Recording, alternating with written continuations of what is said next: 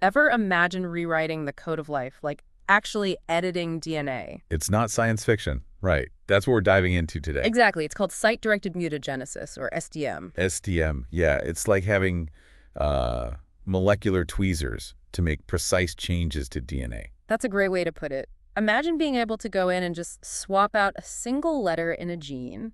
Like a genetic find and replace. Exactly. Changing one tiny thing, but having a huge impact on how that gene works. Pretty powerful stuff. Definitely powerful.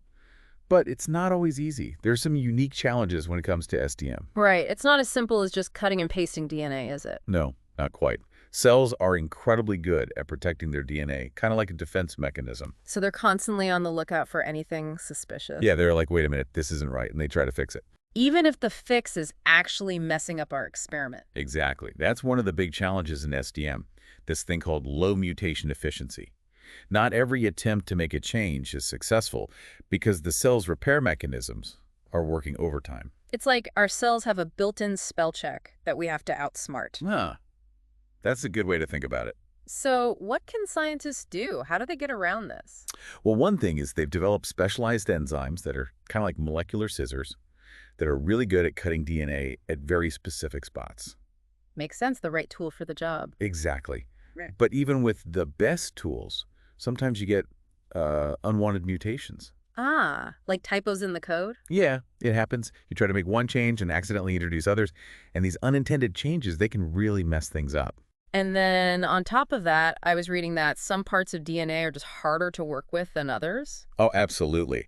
Imagine DNA as a long, twisted ladder, right? Okay, got the ladder. Now imagine some parts of that ladder are coiled up really tight. So it's difficult to even get in there to make the change you want. Precisely. These are called difficult to mutate sites, and they can be a real headache for researchers. And on top of all that, this whole process sounds incredibly time-consuming and expensive. It can be, for sure. It often involves many steps, and the materials and equipment, they're not cheap. It really makes you appreciate the dedication and ingenuity of the scientists who do this work. Oh, absolutely. They're constantly having to come up with clever solutions to overcome these challenges. Like developing better tools, for example. Yes. One of the biggest game changers has been the development of these improved kits and protocols for SDM. It's like getting a software update for your experiment. It makes things more efficient and reliable. And speaking of software, primer design software has also been a big help. Huge. It's like having a GPS for your DNA editing. It helps researchers design the right primers, which are these short pieces of DNA that guide the enzymes to the right spot. So it reduces those unwanted mutations we were talking about. Exactly. It increases the accuracy of the whole process. All very important for getting those reliable results. Absolutely.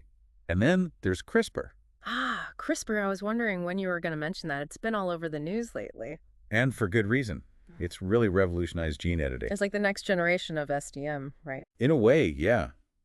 CRISPR is a bit like trading in those molecular tweezers for a set of super precise molecular scissors. And it gives scientists even more control over those DNA edits. Exactly. It's faster, it's more efficient, and it's really opened up a whole new world of possibilities for genetic engineering. It's pretty incredible when you think about it. We're talking about making changes at the very foundation of life. I know.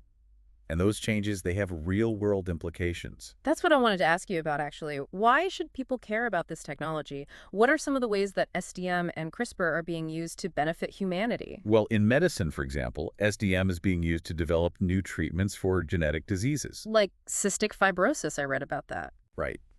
Researchers used SDM to figure out exactly which gene was responsible for cystic fibrosis.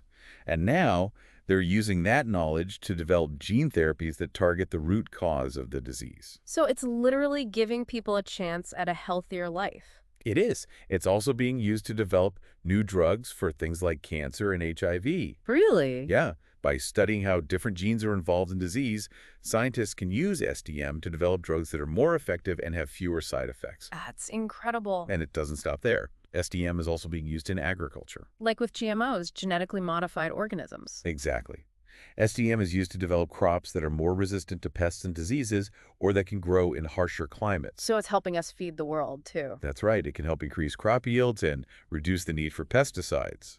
It really is amazing to see how manipulating something so tiny can have such a huge impact on the world around us. I know, it's mind-blowing. That But with all this power comes responsibility.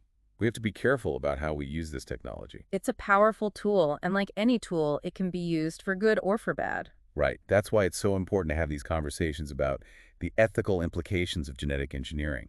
We need to think about things like unintended consequences, access to these technologies, and who gets to decide how they're used. It's a lot to consider, but it's exciting to think about the possibilities. Definitely. It's a brave new world out there, and I'm really curious to see what the future holds for SDM and genetic engineering. Me too.